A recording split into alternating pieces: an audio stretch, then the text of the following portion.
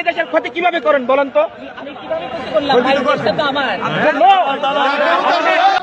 ওই দিন পিলখানা করতাম মিডিয়ার মধ্যে সর্বপ্রথম আপনি মিসগাইড করছেন।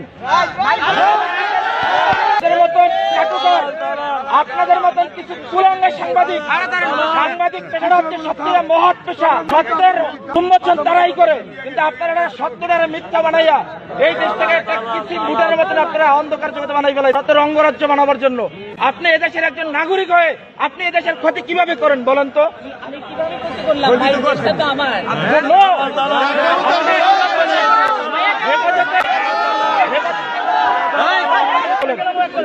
এই দেশে হেফাজতে ইসলাম মিডিয়া মন্তব্যগুলো কি?